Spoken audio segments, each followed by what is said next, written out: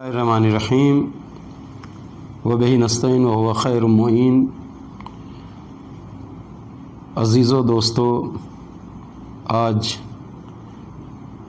پوری دنیا اس مسئلے سے جوجھ رہی ہے کہ زن و شوہر کا اختلاف، میاں بیوی کا اختلاف،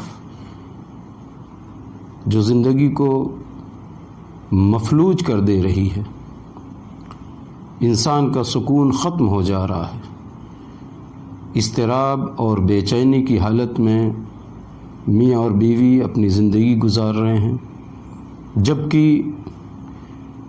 ایک دوسرے کا سکون قرار دیا گیا ہے، جیسا کہ قرآن مجید میں ہے، وَمِنْ آيَاتِهِ أَنْ خَلَقَ لَكُم مِّنْ أَنفُسِكُمْ أَزْوَاجًا لِتَسْكُنُوا إِلَيْهَا وَجَعَلَ بَيْنَكُم مَّوَدَّةً وَرَحْمَةً، یعنی سکون قرار دیا گیا ہے ایک زوجہ کو، ایک بیوی کو، ایک وائف کو۔ اچھا، سکون کیسے ملے؟ عورت کی بات میں اتنا مٹھاس ہو کہ جو شوہر کے کانوں میں رس گھول دے، عورت کی بات میں اتنی نرمی ہو کہ وہ پورے دن کی تھکن اس کے شوہر کی دور ہو جائے، اور جب کوئی شوہر تھکا ہوا آفس سے چلچلاتی ہوئی دھوپ میں کام کر کے آئے تو گھر پہنچ کر سکون حاصل کرے۔ اور خدا نے فرمایا ہے، اور یقینی طور پر یہ طبیعت اور نیچر میں ہی پایا جاتا ہے، کہ شوہر اپنی زوجہ کو دیکھ کر سکون حاصل کرتا ہے، اور یہ ایک بہت بڑا زندگی کا معاہدہ ہوتا ہے۔ پوری زندگی کا معاہدہ زن و شوہر میں ہوتا ہے، میاں بیوی میں ہوتا ہے، تو لہٰذا اس معاہدے کو، اس پرومس کو، اس ایگریمنٹ کو بہت ہی اچھے طریقے سے نبھانا چاہیے۔ کیسے نبھانا چاہیے؟ ایک دوسرے کا خیال رکھیں۔ اگر کہیں سے وہ تھکا ماندہ گھر پہ آتا ہے تو کیا سوچ کے آفس کو چھوڑ کے آتا ہے؟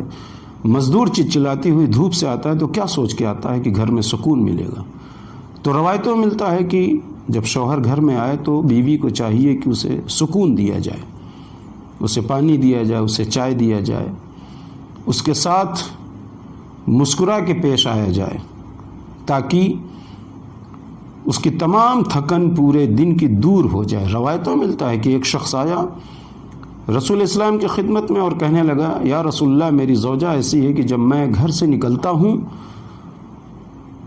تو مجھے خدا حافظ کہتی ہے، اور جب گھر میں داخل ہوتا ہوں تو میرا استقبال کرتی ہے، میرے لیے پانی لاتی ہے، میرے لیے چائے لاتی ہے۔ اور روایتوں میں یہ ملتا ہے کہ اچھی زوجہ وہ ہے کہ جو اچھی زینت اپنے شوہر کے لیے کرے، اچھے کھانے اسے دے، اور اپنے شوہر کے لیے اچھا لباس پہنے۔ اچھا، اب جب سکون قرار دیا گیا ہے تو پوری دنیا جوجھ کیوں رہی ہے؟ اس کی وجہ یہ کہ اختلاف، جیسے ہی اختلاف شروع ہوتا ہے، یہ اختلاف جڑ پکڑتا جاتا ہے، اور انسان کا گھر، جس کے لیے کہا گیا ہے کہ اگر زوجہ اچھی ہے تو اس کا گھر جنت بن جاتا ہے، اسی طریقے سے یہ بھی ملتا ہے کہ اگر زوجہ اچھی نہیں تو اس کا گھر جہنم کے مانند بن جاتا ہے۔ یہ اختلاف کی بیسکلی کیا چیز ہے، کیا وجہ ہے کہ جس کی وجہ سے اختلاف زن و شوہر میں پیدا ہوتا ہے؟ جبکہ یہ عورت اپنے گھر، اپنے ماں باپ، اپنے بھائی بہن کو چھوڑ کے آتی ہے تو محبت چاہتی ہے۔ اسی طریقے سے شوہر کہ جب اپنی بیوی کو پاتا ہے تو چاہتا ہے کہ سکون حاصل کرے۔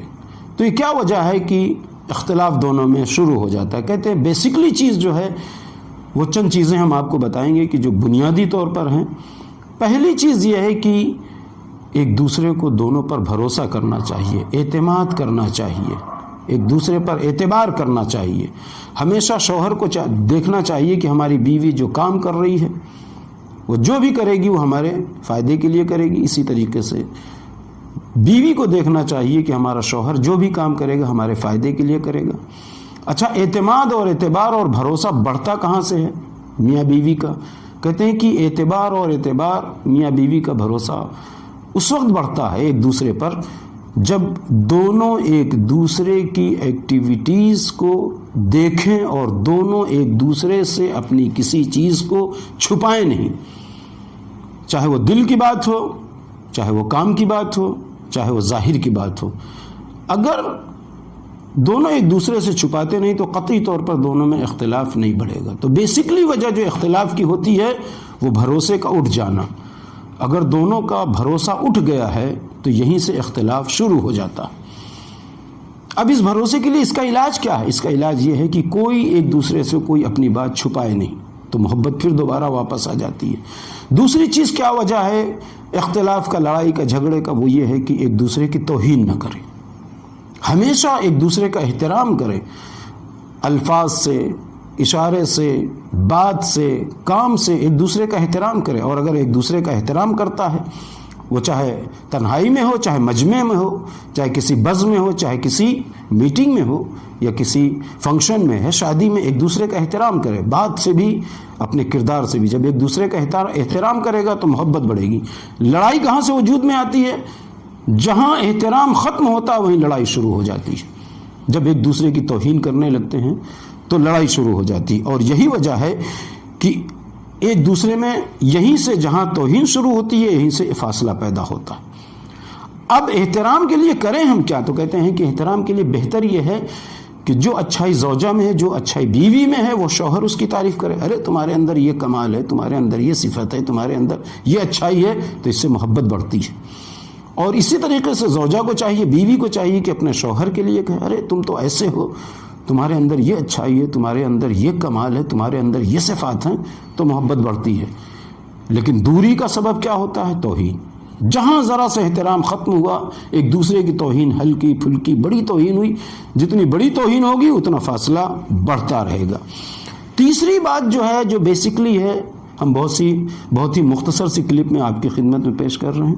تیسری چیز جو ہے وہ بیسکلی بنیادی طور پر جو ہے، جو اختلاف کا سبب بنتی ہے، وہ کہتے ہیں ایک دوسرے کے رشتہ داروں کو کبھی برا بھلا نہ کہیں۔ خاص طور سے شوہر کو چاہیے، ہسبینڈ کو چاہیے کہ اپنی زوجہ، اپنی بیوی کے رشتہ داروں کو برا بھلا نہ کہیں۔ جیسے برا بھلا کہتے ہیں تو اندر سے عورت دور ہونے لگتی ہے۔